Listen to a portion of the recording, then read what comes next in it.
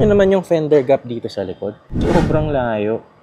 Another Nissan Patrol Royale na nabitin sa kanyang 20-inch stock wheels.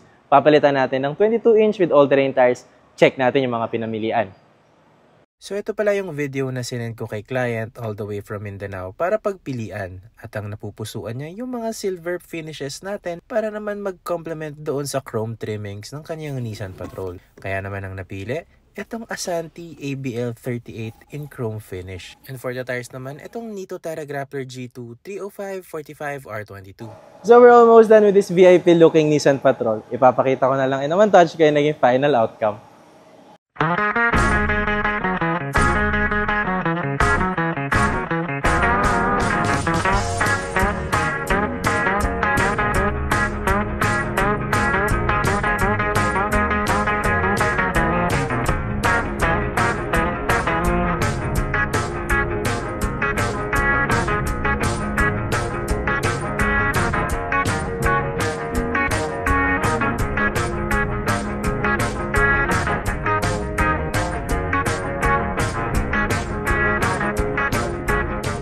So kung gusto niyo rin ng set kagaya ng ginawa natin kanina, message lang kayo dito sa TikTok or other social media pages natin.